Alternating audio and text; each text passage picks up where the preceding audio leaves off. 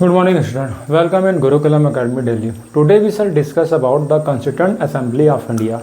This assembly was basically framed on the behalf of Cabinet Mission. Cabinet Mission gave one suggestion that one assembly will have to be constituted for the Constitution of India. जो संविधान सभा है, constituent assembly है, उसको बनाने के लिए cabinet mission ने सजेशंस दिया था। जैसे कि आज भी कोई रूल्स बनता है तो उसके लिए कमेटी बैठाई जाती है। जैसे कि आप देखेंगे वॉक अमेंडमेंट जो बिल था उसको जेपीसी कमेटी को सौंपा गया था, जॉइंट पार्लियामेंट कमेटी को। फिर कमेटी एनालिसिस करती है, कुछ उसमें रिफॉर्म लेके आती है, कुछ काट छांट करती है, उसके बाद वापस पार्लियामेंट को देती है। सेम वैसी जो है हिस्ट्री में भी यही कहानी चली थी कि कॉन्स्टिट्यूएंट असेंबली बनाई गई थी। इसका यह काम था कि आपको कॉन्स्टिट्यूशन को ड्राफ्ट करना है, ठीक है। उसके बारे में आज की क्लास में हम ब्रीफ हिस्ट्री जानेंगे कि what was the constituent assembly और कैसे डॉक्टर भीमराव अंबेडकर साहब जी को कॉन्स्टिट्यूएंट असेंबली का प्रेसिडेंट बनाया गया। ये सब हम आज के क्लास में जानेंगे। तो देखिए, कॉन्स्टिट्यूएंट असेंबली आप जानते ही हैं, संविधान सभा जिसको बोलते हैं।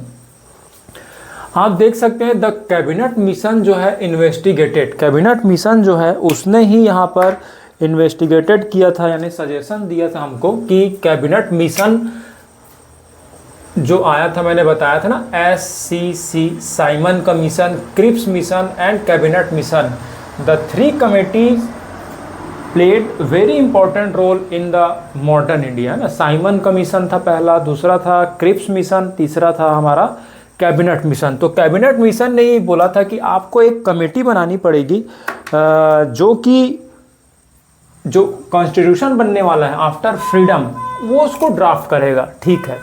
अब देखिए, to frame a constitution from the country, इसके लिए कमेटी बनाए जाने वाली थी। अब मेंबर्स जो थे कमेटी के, जैसे आज आप देखोगे कि जैसे प्रधानमंत्री जी है, बीजेपी पार्टी है, तो यहाँ पर जिसकी मेजॉरिटी रहती है वो पीएम बनते हैं इंडिया के। लेकिन कॉन्स्टिट्यूएंट असेंबली भी जो था वो भी, उसमें भी मेंबर्स आने थे। तो मेंबर्स को कौन चुनता या किसने चुना था? तो इनडायरेक्ट इलेक्शन हुआ था।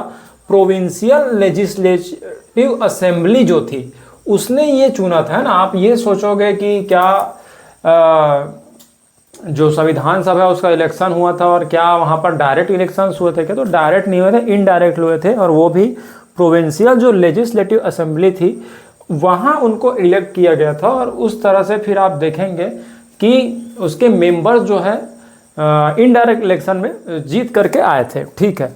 तो देखिए, और कैसा में सीट कैसे दिया गया था? सीट जैसे कि आज भी दिया जाता है पॉपुलेशन के बेस पे, कि जिस प्रोविंशियल स्टेट के पास या जिस प्रिंसली स्टेट के पास ज़्यादा पॉपुलेशन रहेगा उसको ज़्यादा मेंबर्स अलॉट किए गए थे संविधान सभा कॉन्स्टिट्यूएंट असेंबली में, मतलब पॉपुलेशन की तरह। ये भी आपको पता रहना चाहिए। अब देखिए क्या था, 1 मिलियन में 1 मेंबर, मतलब 10 लाख अगर पॉपुलेशन है तो वहाँ पर 1 मेंबर दिया गया था, ठीक है। जैसे कि अभी भी आप देखेंगे जब 2026 जो अपकमिंग ईयर है उसमें आप देखेंगे कि फिर से जो पार्लियामेंट जो हमारे इंडिया का है वहाँ पर सीट्स का फिर से डिस्ट्रीब्यूशन होगा, ठीक है। तो फिर से आप देखेंगे on the base of population seats दिया जाता है। तो जो साउथ के स्टेट्स हैं, इंडिया के जो साउथ के स्टेट्स हैं, उन्होंने ये कंप्लेन अभी किया था या फिर अपने तरफ से ये सजेशन रखा था कि जो नॉर्थ इंडिया है, यूपी है, बिहार है, इन्होंने तो पॉपुलेशन बढ़ा लिया, ठीक है। और जो नॉर्थ इंडिया वाले हैं इन्होंने पॉपुलेशन नहीं बढ़ाया क्योंकि ये एजुकेटेड थे।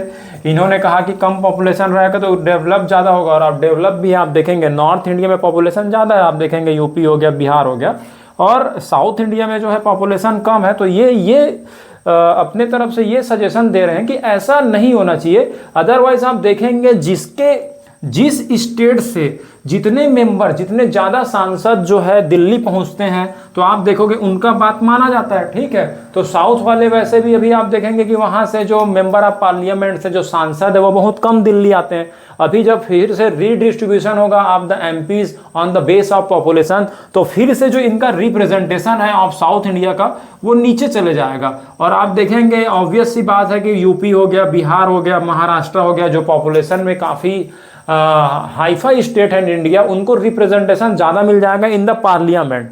तो यही चल रहा है, यही डिस्कशन चल रहा है। अब ये देखिएगा फिर से ये जो बात है कमेटी के पास जाएगी, कमेटी क्या डिसीजन लेती है वो तो बात की बात है। मैंने आपको एक एग्जांपल दिखाया कि क्या क्या जो है करंट सिचुएशन में हमारे इंडिया में भी प्रॉब्लम चलते रहता है कि पॉपुलेशन के बेस पे अगर देता है तो कुछ प्रॉब्लम्स भी आ सकती है, ठीक है। वैसे यहाँ पर जो कॉन्स्टिट्यूएंट असेंबली था उसमें भी यही दिया गया था क्या कि 10 लाख जो हमारा पॉपुलेशन था उसमें 1 मेंबर दिया गया था, ठीक है। द मेन कम्युनिटीज, अब कम्युनिटीज क्या क्या थी देखिए, जनरल कम्युनिटी बनाया गया, मुस्लिम्स एंड सिख, तीन ही कम्युनिटी बनाया गया था। बौद्धिज्म, जैनिज्म ये सब तो, हिंदुज्म ये सब ज़्यादा डिफरेंट कम्युनिटी नहीं थी। तो जब कॉन्स्टिट्यूएंट असेंबली बनी तो यहाँ पर 3 कम्युनिटी को ही लिया गया था। एक तो है general community, Muslim community and Sikh community. The three community was main identified for the constituent assembly. अब देखिए मेंबर्स के बारे में कुछ बात कर लेते हैं। ये तो आपको समझ आ गया कि मेंबर्स कहाँ से मिल रहा है, ठीक है। मेंबर्स के बारे में कुछ बात करते हैं, जैसे ये इंडिया हमारा जानती हो कि इंडिया उस समय 2 पार्ट में डिवाइड था। The Indian country was divided on 2 part. पहला क्या था, प्रिंसली स्टेट, जो आप समझ जाइए जहां पर राजा राज कर रहे थे, जो इंडियन जो किंग थे वो रूल करते थे, ठीक है। इनडायरेक्टली, डायरेक्टली तो ब्रिटिश गवर्नमेंट था। और एक था हमारा ब्रिटिश इंडिया, एक था हमारा समझ जाइए कि प्रिंसली स्टेट, उनको मिले थे 93 मेंबर्स। और ब्रिटिश इंडिया भी 2 तरह का था, एक तो जहां गवर्नर जनरल जो रूल करते थे और एक था चीफ कमिश्नर वाला ब्रिटिश इंडिया, ठीक है। ये भी याद रखिएगा। धीरे धीरे जब आपका कॉन्सेप्ट बनते जाएगा ना कोई भी सब्जेक्ट में, चाहे वो हिस्ट्री हो, बेसिक से आप उठ के चलिए एंड तक। ज़्यादा यहाँ पर यूपीएससी में क्या होता है कि रटने की जरूरत नहीं है कि डेट एग्जैक्ट आपको याद नहीं होना चाहिए। आपको प्रोसीजर देखना है कि what was the procedure of forming of constituent assembly, मतलब वही आपके मेंस में काम आने वाला है और वही कॉन्सेप्ट आपके प्री में काम आने वाला है। तो यूपीएससी का जो एग्जाम है, this exam is different from the other Indian examination, ठीक है। तो आपको मेन क्या करना है, कॉन्सेप्ट करना है। चाहे आप उसको एक बुक से समझ जाओ, चाहे आप 2 बुक से समझ जाओ, चाहे एनसीईआरटी। और एनसीईआरटी क्या करते हैं, आपको बेसिकली वो कॉन्सेप्ट ही डेवलप करते हैं ना। हम क्या करते हैं, जैसे कोचिंग का नोट्स पढ़ लेंगे, कोचिंग वाले क्या करते हैं एनसीईआरटी से जो मेन चीज़ें हैं उसको ड्राफ्ट करके नोट्स बना देते हैं, ठीक है। लेकिन कभी कभी ये होता है कि जब तक आप पिक्चर देखोगे नहीं तो आपको जो उसका कंक्लूजन है, जो पिक्चर का जो समरी है वो कैसे बता पाओगे। इसलिए एनसीईआरटी पढ़ना मस्ट है।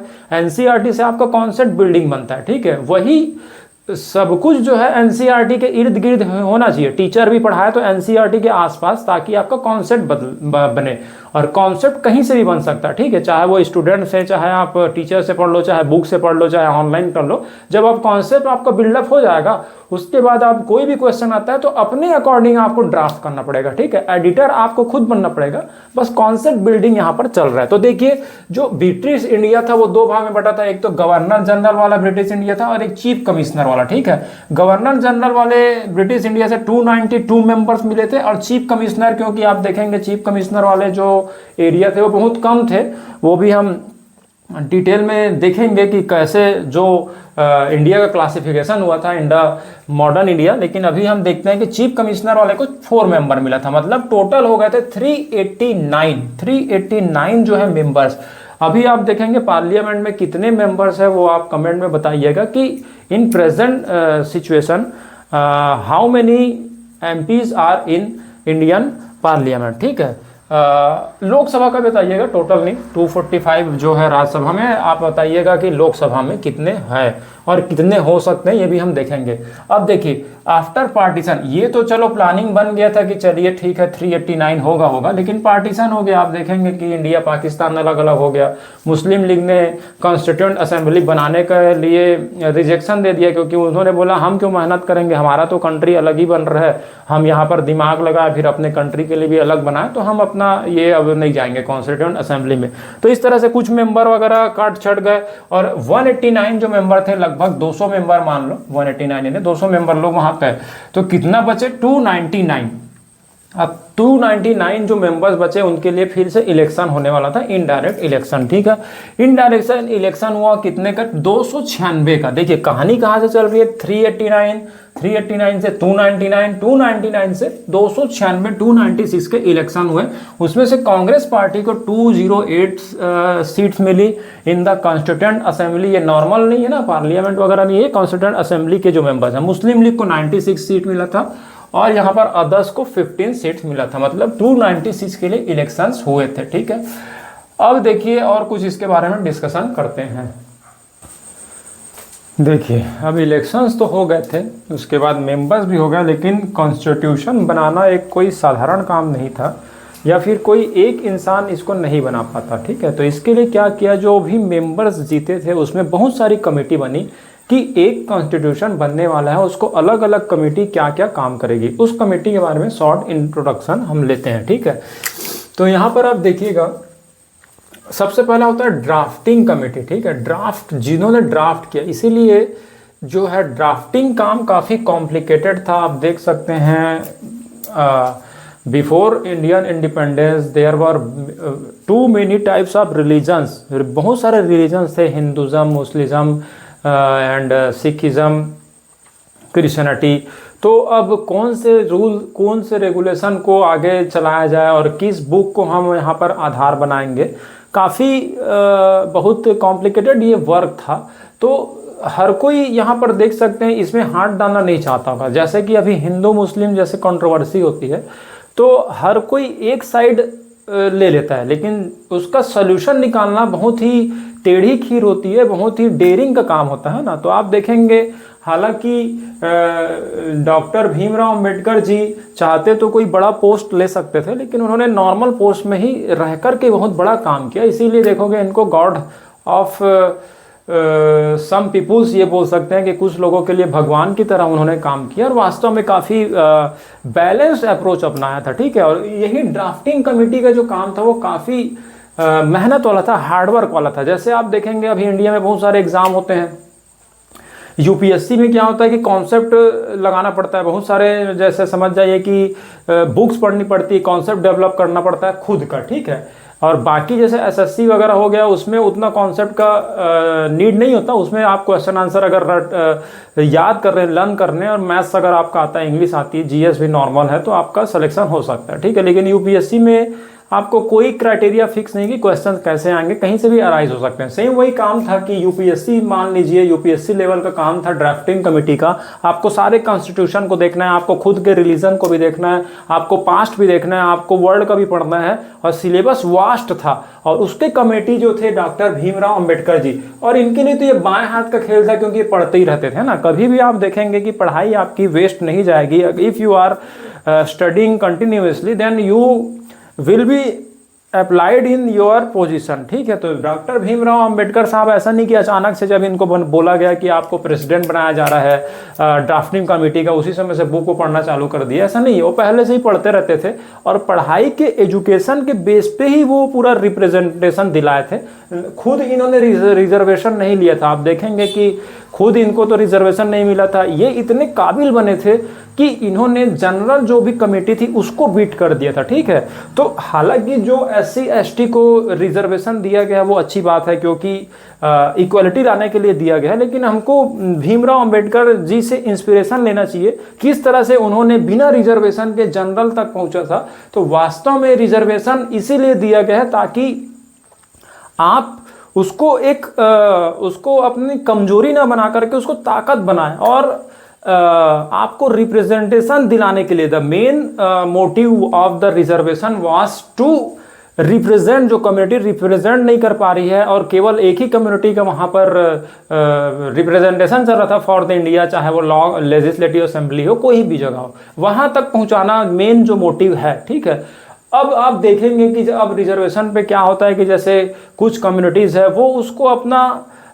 ये मान लेती है कि रिजर्वेशन हमको मिलना ही चाहिए। ठीक है, लेकिन आप देखेंगे जो हमारे डॉक्टर भीमराव अंबेडकर साहब है वो क्यों लेके आए थे, जब वो जानेंगे तो फिर मुझे लगता है रिजर्वेशन में जो कंट्रोवर्सी वो खत्म हो जाएगा, ठीक है। हालांकि अब ये डिसाइड करना उसी कम्युनिटी का ही काम रहेगा कि कब तक उनको रिजर्वेशन चाहिए रहेगा, तो इसमें हमको इंटरफेयर नहीं करना चाहिए, ठीक है। लेकिन एक जो बात है वो बात है कि देखिएगा कि ये बिना रिजर्वेशन के एजुकेशन, मतलब एजुकेशन के बेस पे जो डॉक्टर भीमराव अंबेडकर जी है इतने टैलेंटेड थे कि उनके सामने सभी लोग उनका रिस्पेक्ट करते थे। और सबसे कठिन काम, जो सबसे कॉम्प्लिकेटेड काम था, ड्राफ्टिंग कमेटी, इनको ही दिया गया। और आप देखोगे कितने बैलेंस तरीके से ड्राफ्ट किया गया है। कोई एक रिलीजन को हमने प्रमोशन नहीं किया और सारे रिलीजन को लेकर के चला, मैंने पहले भी डिस्कस किया हुआ, ठीक है। तो यही रहा ड्राफ्टिंग कमेटी। अब देखिए यहाँ पर union constitution committee, union powers committee, state committee, ये भी एक कमेटी बनी कि यूनियन के लिए मान लो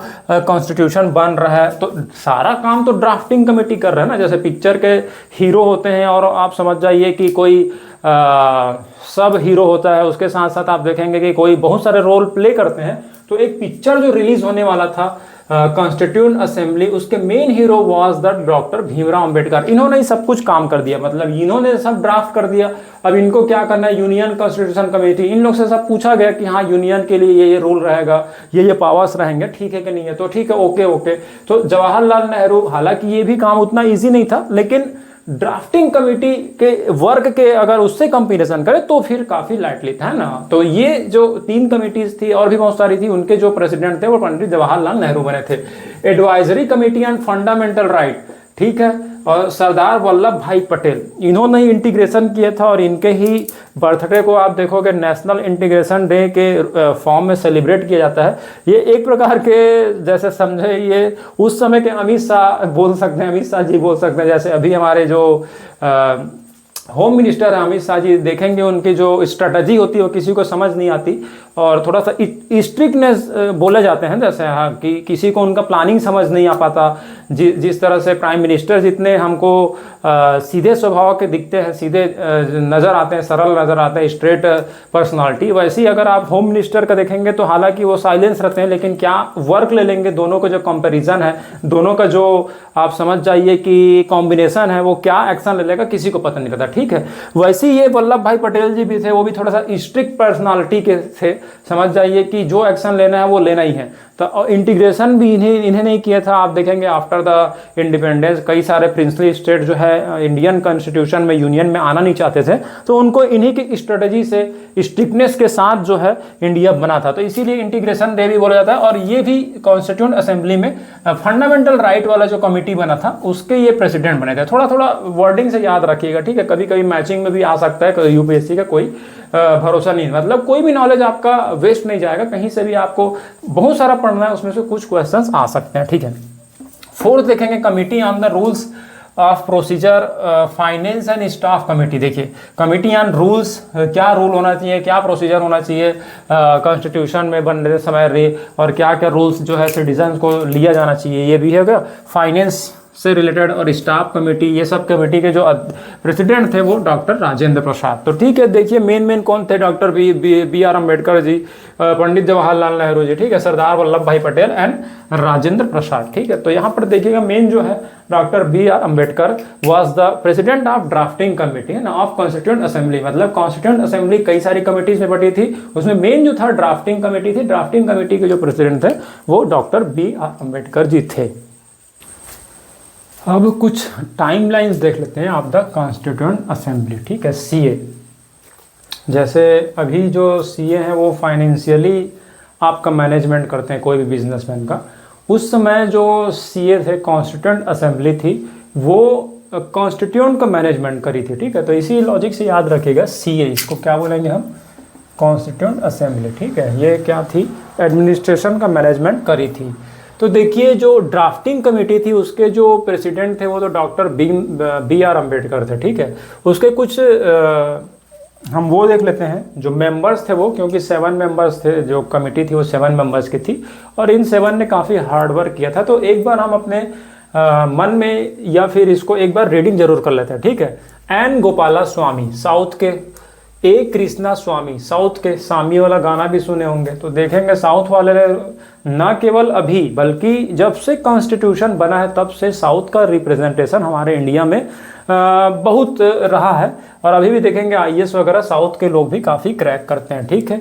उसके बाद आप देखेंगे K Munshi, BL Mitter and DP Khaitan and Mohammad Saadulla, ठीक है, सादुल्ला जो है ये भी थे। तो यहाँ पर देखिए 7 मेंबर्स थे, जहाँ पर BL मीटर को एन राव ने रिप्लेस कर दिया था बाद में, एंड T कृष्णा महारी जो DP खैतान थे उनको इन्होंने रिप्लेस कर दिया था। मतलब आप देखिए 2 मेंबर जो है रिप्लेस हुए थे और बाकी 7 मेंबर्स जो ये कमेटी थी, ठीक है। Elephant was adopted as the seal of the constituent assembly. जो भी सील लगाया जाता था, तो आप देखेंगे अभी इलेक्शन कमीशन का किस तरह से रहता है, जैसे पहले वोट देते थे तो इस तरह से इलेक्शन कमीशन का होता है ना, जैसे जब हम बैलेट पेपर से वोट देते थे तो इस तरह से कोई ना कोई साइन था। तो कॉन्स्टिट्यूएंट असेंबली ने एलिफेंट को अपनी जो है सिंबल के रूप में चुना था। ये भी याद रखिए, कभी भी क्वेश्चन में आ सकता है, ठीक है।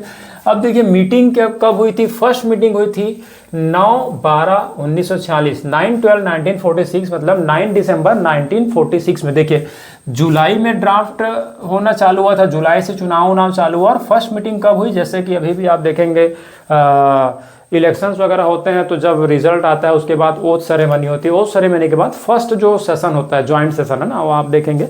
तो यहाँ पर ऐसे ही देखेंगे कि ज्वाइंट, यहाँ पर जो पहला फर्स्ट मीटिंग हुई थी अब तक कॉन्स्टिट्यूएंट असेंबली, वो 9 दिसंबर को थी।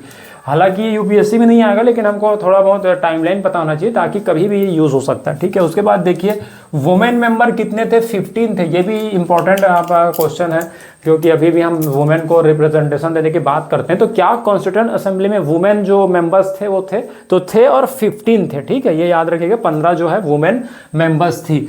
Doctor Sachchidananda Sinha temporary president elected किए गए थे और 9 दिसंबर। आप देखोगे कभी भी हमारे घर में जैसे कि इनॉग्रेशन होता है तो हम कहाँ से रिबन वगैरह कटवाते हैं, जो भी हमारे सबसे ओल्ड ग्रैंडफादर वगैरह होते हैं उनसे हम इनॉग्रेशन करवाते हैं। सेम वैसे ही जब बड़ा शुभ काम हो रहा है, कोई अच्छा काम हो रहा है, नेक काम हो रहा है, तो डॉक्टर सचिदानंद सिन्हा जी को टेम्प्ररी प्रेसिडेंट हमने इलेक्ट कर लिया था, ठीक है। फिर 11 दिसंबर 2 दिन बाद doctor Rajendra Prasad was elected as a permanent president of the constituent assembly. And उसके 2 दिन बाद जो ऑब्जेक्टिव रिजोल्यूशन जो है, संकल्प, उद्देश्य संकल्प की समझ जाइए एक प्रकार का ट्रेलर, कॉन्स्टिट्यूएंट असेंबली ने क्या काम करने वाली है वो सब बताया गया कि ये हम काम करेंगे। तो ऑब्जेक्टिव रिजोल्यूशन कब हुआ था, 2 दिन बाद। मतलब देखिए 9 से चालू हो रहा है काम, 9 दिसंबर, 11 दिसंबर एंड 13 दिसंबर, ठीक है। Was presented by Jawaharlal Nehru. And यहाँ पर देखिएगा 22 जनवरी 1947 में जो रिजोल्यूशन हुआ था उसको अडॉप्ट कर लिया गया था, ठीक है। उसको रिजोल्यूशन को 22 जनवरी को अडॉप्ट कर लिया। मतलब यहाँ पर देखिए दिसंबर 1946 और जनवरी, मतलब लगभग 1 मंथ में अडॉप्ट कर लिया गया। बोला गया कि ठीक है हम ये वर्क करेंगे, ठीक है। उसके बाद देखेंगे 22/7/1947 मतलब जुलाई में आप देखेंगे नेशनल फ्लैग को अडॉप्ट कर लिया गया। मतलब देखिए किस तरह से धीरे धीरे काम करते गए। तो 22 जुलाई ऑफ 1947 मतलब आज़ादी हमको मिला था 15 अगस्त को, उससे 1 महीना पहले 22 तारीख को हमारा नेशनल फ्लैग जो है अडॉप्ट हो गया था, ठीक है। फिर आज़ादी भी मिल गई। उसके बाद देखेंगे 26/11/1949 को ये जो कॉन्स्टिट्यूशन था वो अडॉप्ट कर लिया गया, कि बोल दिया गया अब ये फाइनल है, अब यही होगा। सो पूरा तैयार बन के, बुक बन के यहाँ पर कॉन्स्टिट्यूएंट असेंबली ने तो अडॉप्ट कर लिया था। इसीलिए इसको देखेंगे 26 जो नवंबर है उसको कॉन्स्टिट्यूशन डे बोला जाता है, क्योंकि वो ऑफिस में एक तरह से ऑफिस वाले उसको अडॉप्ट कर लिए थे, लेकिन पूरे कंट्री वाले अडॉप्ट नहीं किए थे, ठीक है। इसीलिए उसको कॉन्स्टिट्यूशन डे मनाते हैं। और जब पूरे कंट्री वाले 26 जनवरी 1950 को जब अडॉप्ट किए तो उसको आप रिपब्लिक डे के रूप में सेलिब्रेट करते हैं, जो हम सब है ना, ठीक है। तो इसीलिए आप देखेंगे जब कॉन्स्टिट्यूएंट असेंबली ने अडॉप्ट किया तो कॉन्स्टिट्यूशन डे हुआ, जब पूरे देश ने अडॉप्ट किया तो रिपब्लिक डे हुआ। This is the basic difference between the constitution day and Republic day. This question may be ask in your interview question, कभी कभी क्वेश्चन पूछा जा सकता है कि what is the basic difference between the constitution day and the Republic day, क्योंकि दोनों same है। तो वो जो रूल्स था वो कॉन्स्टिट्यूशन असेंबली ने जब अपनी तरफ से सर्टिफाइड किया तो वो कॉन्स्टिट्यूशन डे वो सेलिब्रेट होता है, और जब पूरे इंडिया कंट्री ने अडॉप्ट किया तो वो रिपब्लिक डे होता है। ठीक है, उसके बाद देखिएगा उससे 24 जनवरी 1950 लास्ट मीटिंग हुआ था। देखिए फर्स्ट मीटिंग कब हुआ था? 1946 में। लास्ट मीटिंग हुआ 1950 में, मतलब लगभग 4 इयर्स है ना, 4 इयर्स आप देख सकते हैं, और इतने तक काम चला था। तो यहाँ पर देख सकते हैं कि लास्ट मीटिंग हुई, और लास्ट मीटिंग में ही 24 जनवरी को नेशनल एंथम को अडॉप्ट किया गया। नेशनल जो सॉन्ग है वंदे मातरम उसको अडॉप्ट किया गया। तो इस तरह से देख सकते हैं नेशनल एंथम, नेशनल सॉन्ग, हालांकि नेशनल सॉन्ग पे अभी भी कंट्रोवर्सी है कि नेशनल एंथम ही नेशनल एंथम है, नेशनल सॉन्ग ऑथराइज नहीं है। वो सब कुछ होता रहता है, जैसे नेशनल गेम भी आप देखेंगे, नेशनल लैंग्वेज में कौन सी कंट्रोवर्सी होती रहती है। लेकिन अब एक नॉर्मल अगर लैंग्वेज में बोलेंगे तो national anthem and national song भी यहाँ पर अडॉप्ट कर दिया गया। ठीक है, अब यहाँ पर देखिएगा लास्ट मीटिंग थी 24 जनवरी। अगर ऐसा देखें तो यहाँ पर देखेंगे लगभग 3 इयर्स बोल सकते हैं, क्योंकि 1946 के लास्ट मंथ में था और यहाँ पर 1950 के फर्स्ट, तो लगभग 2 इयर्स 11 मंथ एंड 18 डे लगे थे। 2 इयर्स 11 मंथ, लगभग आप समझ जाइए 3 इयर्स लगे। एंड जो खर्च आया, जो भी हमारा एक्सपेंस आया for the constitution of assembly 6.4 million, लगभग 64 लाख रुपीज़, यानी समझ जाइए कि 50 लाख से थोड़ा सा ज़्यादा है ना। तो 3 इयर्स 60 लाख अराउंड मान लीजिए, इतना हमारा टाइम लगा इसमें। एंड एक चीज़ और मैं बताना चाहूँगा, यहाँ पर देखिए रीडिंग होती है, first reading, second reading, 3 times reading हुई हमारे कॉन्स्टिट्यूशन की। ऐसा नहीं कि एक बार बन गया और बस पास कर दो, है ना। जैसे हमको बोलते हैं ना कि रिवीजन कितने बार करना चाहिए, रिवीजन, तो आप देखिए कॉन्स्टिट्यूशन असेंबली वाले में रिवीजन किया था। फर्स्ट रिवीजन हुआ था, फर्स्ट जो रीडिंग हुई थी ऑफ द कॉन्स्टिट्यूशन जो बन गया था, तो 4 नवंबर टू 9 नवंबर 1948 में, 1948 में पहली बार रीडिंग की गई, 4 टू 9 नवंबर फर्स्ट रीडिंग। ठीक है, सेकंड रीडिंग फिर से किया गया, मतलब आप देखिए कि कुछ दिनों बाद 9 नवंबर के बाद 15 नवंबर से 16 अक्टूबर 1949, मतलब लगभग 1 ईयर तक फिर से सेकंड रीडिंग किया गया। मतलब बन तो गया था, फिर उसको रीडिंग भी करने में टाइम लगा। ठीक है, 1 ईयर तो इसी में लगा है। और 14 नवंबर 1949 से आप देखेंगे 26 नवंबर 1949, तो यहाँ पर देखिएगा 1 साल तो पूरा ये रीडिंग ही करते रहा। ठीक है, यहाँ पर 4 डे के किए थे, और 1948 से 1949 तक लगातार रीडिंग हुई, 3rd बार रीडिंग हुई। यहाँ पर देखिए 14, 11 से 16, यानी यहाँ पर क्विक रीडिंग हुआ, फिर यहाँ पर डिटेल रीडिंग, फिर क्विक रीडिंग, मतलब कितने बार रीडिंग हुआ हमारे रिवीजन हुआ 3rd बार। तो आप देखेंगे अगर आप बोलेंगे पॉलिटी को मैं एक ही बार कर लूँ, तो this is not possible, you have to read at least 3 times of your polity subject, revision करना पड़ेगा। ठीक है, तो ये तो था कॉन्स्टिट्यूशन असेंबली का शॉर्ट इंट्रोडक्शन। ठीक है, नेक्स्ट में क्लास में हम देखेंगे कि sources of the Indian constitution. अब ये देखिए एक्ट भी हमने देख लिया, कॉन्स्टिट्यूशन असेंबली भी बन चुकी है। अब कॉन्स्टिट्यूशन जो असेंबली वो कैसे काम करेगी और कैसे इंडियन कॉन्स्टिट्यूशन ड्राफ्ट होगा वो हम देखेंगे नेक्स्ट क्लास में। उसके बाद कॉन्स्टिट्यूशन के जो 12 पार्ट है उसको एक डिवाइड करते जाएंगे। ठीक है, तो इस तरह से देखिए कि पॉलिटी धीरे धीरे आगे बढ़ रही है। कहाँ से आप देखेंगे ऑटोक्रेसी से इंडिपेंडेंस, फिर कैबिनेट मिशन के बिहाफ पे कॉन्स्टिट्यूशन असेंबली वो मीटिंग करी, मीटिंग करने के बाद देखेंगे रिसोर्सेज क्या क्या लिए, उसके साथ साथ देखेंगे कि अभी जो कॉन्स्टिट्यूशन है उसमें कौन कौन से पार्ट्स है। तो मिलते हैं नेक्स्ट क्लास में, थैंक यू।